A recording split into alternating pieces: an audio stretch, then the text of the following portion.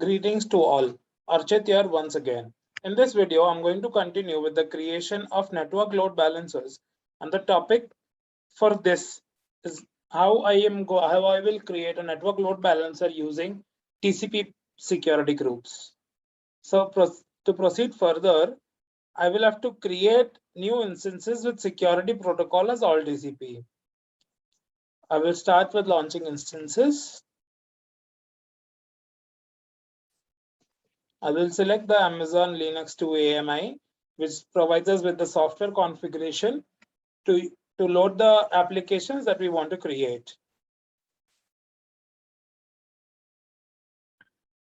In the next step, we are going to select the instance type that I want to choose for the applications that I want to load in the instance. So over here, I'm going to use the T2 micro type of instance, which is also freely available.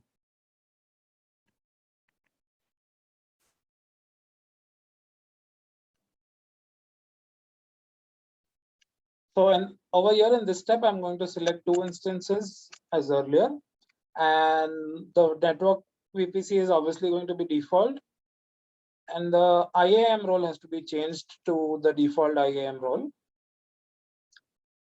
The next settings are going to be the same. In the next step, to add storage, we'll leave it as it is, the default that we have for the type of instance. Tags, I'm choosing not to add any tags right now.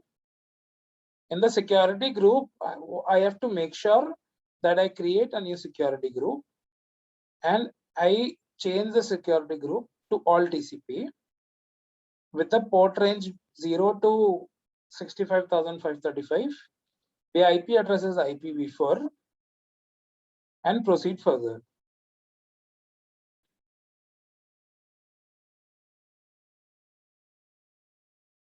I will review all the settings that I have given to my instances. Or we can also do one thing. We can, for giving the TCP, we can do custom TCP. Custom TCP is exactly this only. Custom TCP. Exactly. So over here, when we give the range, if I exclude, say for example, the range 80, okay, we can do this in the latter part also. I will first keep it all TCP and proceed further. Okay. I will choose the existing key pair which I already have, the key pair Archit. I will just check first which is the key pair which was last downloaded. Just key pair without the underscore. Okay. So I will choose key pair Archit. Yes, and I will launch the instance. After launching the instance, we'll wait for the instances to be up and running perfectly.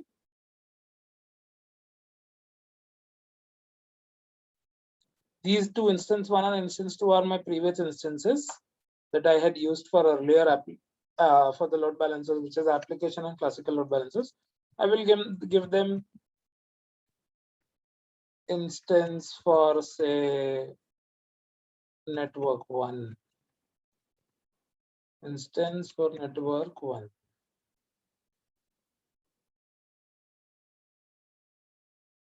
So for this instance, I will just give a name, say instance for network 1. And for the next instance, I will give instance network 2. Okay. So I have these 2 instances that are running, and we will have to wait for the status checks to be completely passed. Okay.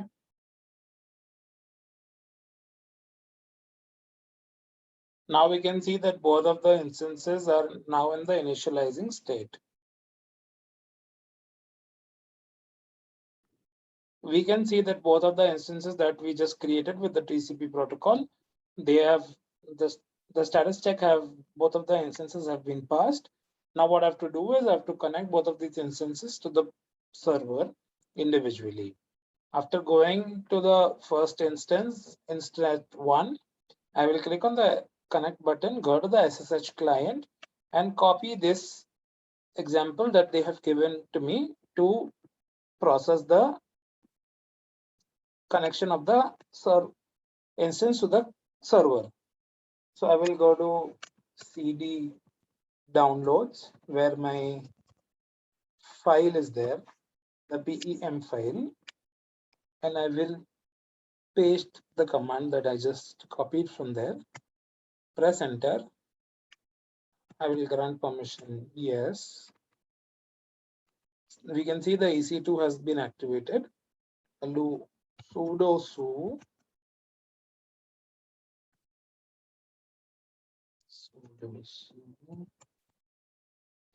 next we'll do yum update y. All the packages are being updated. As I had said earlier in the earlier video also, it will take some time to be loaded.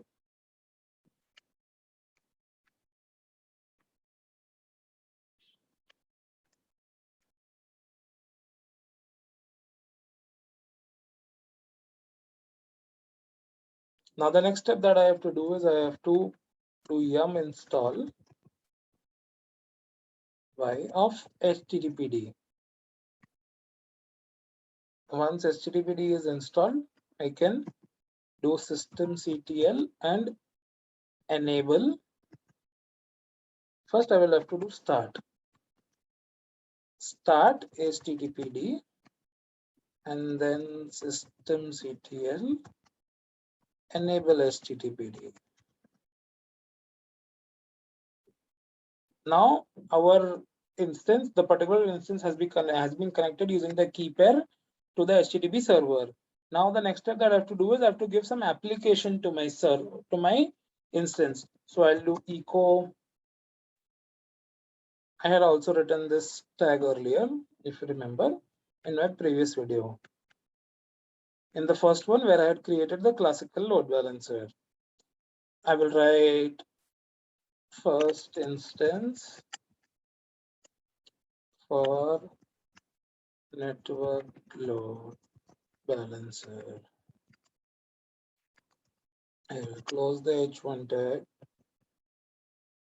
close the quotes, and write www/www/html/index.html. Okay, something not found. Oh, okay. I will just copy this. I wrote exclamation instead of first. So I will have to just change it. Okay, I will have to write it again. It's okay. H1.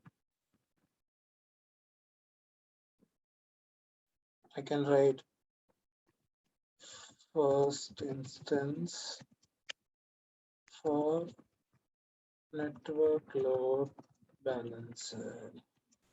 Close the H1 tag, close the code, put another bracket, and write where www.html/index.html and press enter.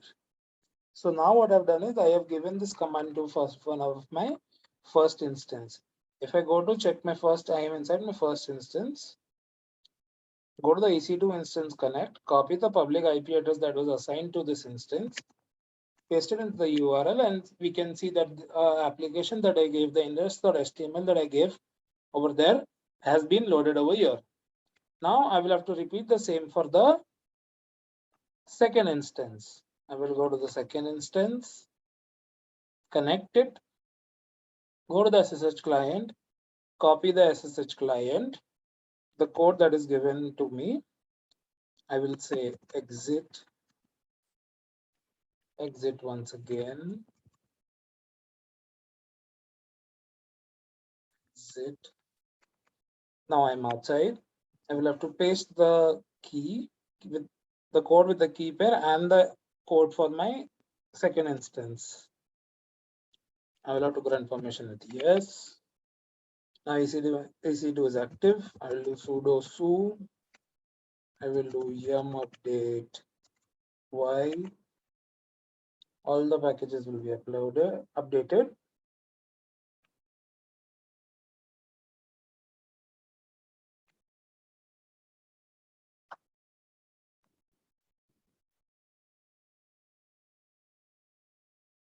And take some time for all the libraries to be updated.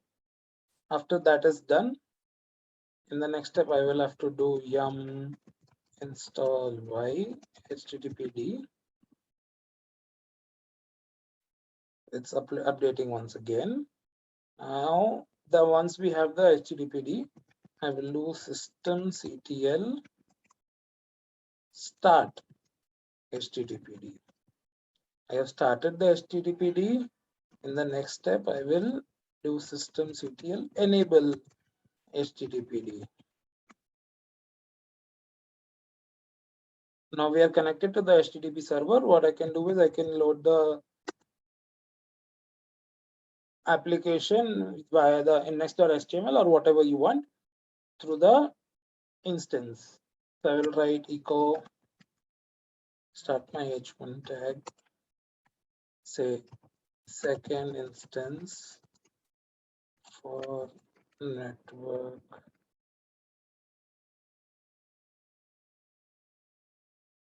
load balancer. Close the h1 tag, close the bracket, close the quotes, put another bracket and write where www/html/index.html. Now we have put this once again. We'll go to the EC2 instance connect of the second instance, copy the public IP address, paste it in the URL, and check if we have the proper application that we had given to the second network load balancer.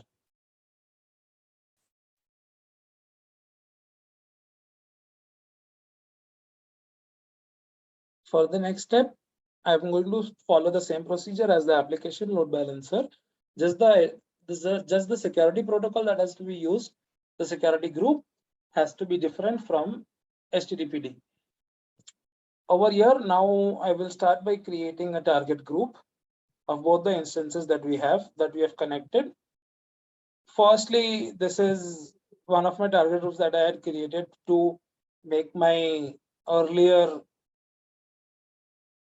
application load balancer. So I'm just going to delete this target group and I'm going to create a new target group. I'm going to select instances to be created. The protocol is going to be the same. Over here, I will write index.html as that is my application data. Okay. Target group for network load balancer. That's my name. We'll proceed with the default settings.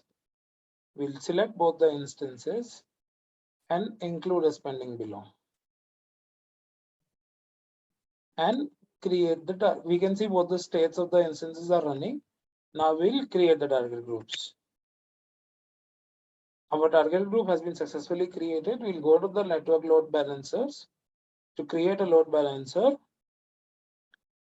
select network load balancers. Over here, we can see that it is for ultra high performance, the TLS offloading at scale. I'll create a network load balancer. My name will be network load balancer for Archit, for example. The scheme and the IP address type are going to be the same. I'm going to select all the availability zones just to make sure that none of my applications get crashed due to an availability zone and the user doesn't get to see the application loaded on the website. In the next step, I have to make sure that the listener in the TCP protocol has the TCP protocol with port 80, and I will have to select the target group.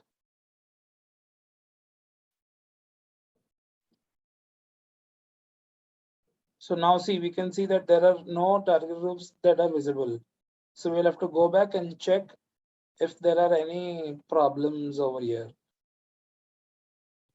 We'll go to the EC2 dashboard, go to target groups and check if this is properly running or not.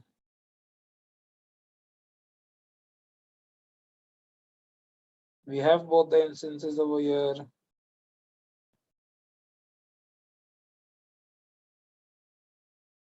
I think the protocol version over here has to be changed.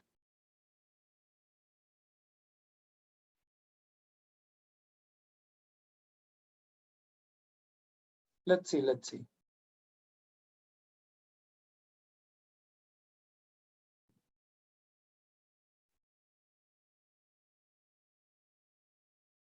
I just clicked refresh over here, but I still can't get any target group. Might as well just click on create a target group.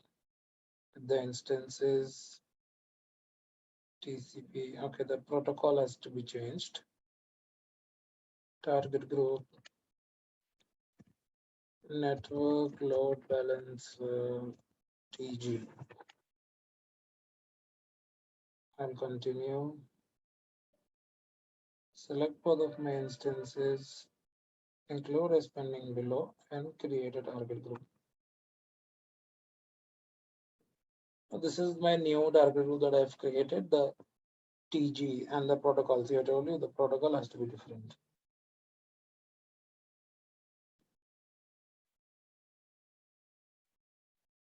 Now again, we'll go to the load balancers, refresh it.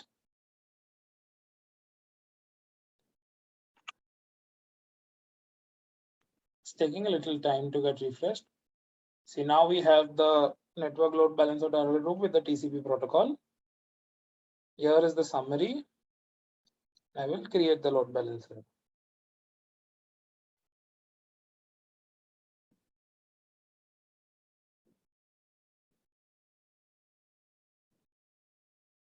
I will go to view the load balancers, copy the DNS name, go to a fresh tab, paste the URL, and we can see that it's not working.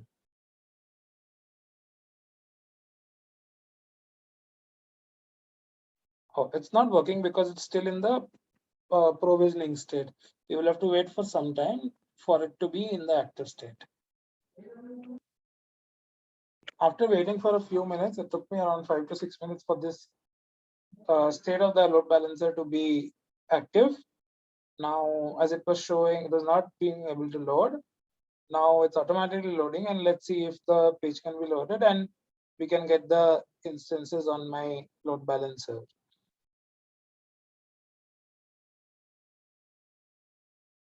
I've just refreshed it once again.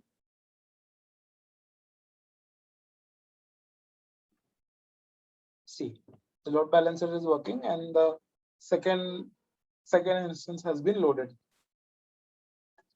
Whenever I refresh, sometimes the instances get changed, sometimes the instances don't get changed. See, I clicked it 2 times, the instance did not get changed again. But after some time, if I wait, say for 5-10 seconds, according to the timeout that is given in the load balancer, the instance sometimes change according to that. See, now it got changed. We can also apply stickiness to these instances. Say, for example, while creating the load balancers, we can activate the stickiness. In stickiness, what happens is until and unless an instance doesn't fail or the health check doesn't fail, any particular instance which has already been loaded will stick to the load balancer until and unless there's anything faulty that's going on.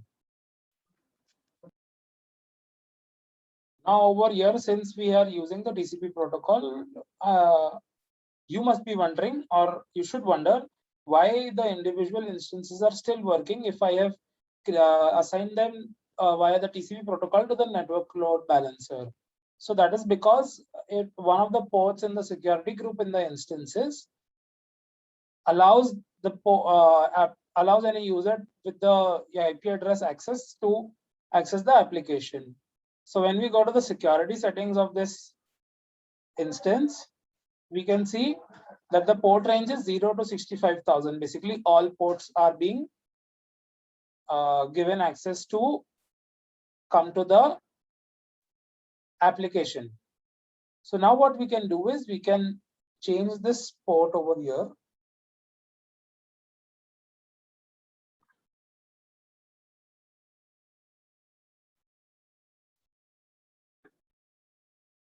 Security, change security groups. So when I change the security group over here, I can see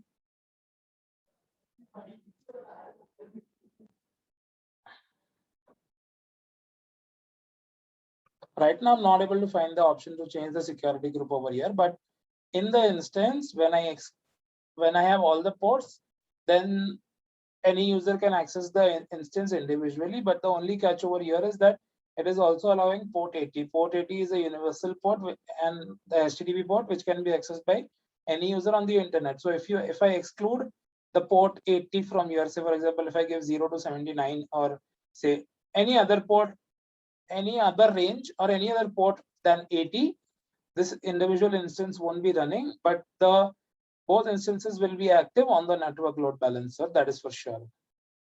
And that's it for now. I have explained all the three, how to create all the three load balancers. And if there's any doubt, you can always comment down below to ask any questions if you are stuck somewhere. And just to make sure that don't go out with the UI of the website, as it's ever changing, and maybe you could find something today, it won't be there tomorrow. Just make sure you understand the concepts and do it on your own, and you will understand how well this load balancers work. Thank you very much.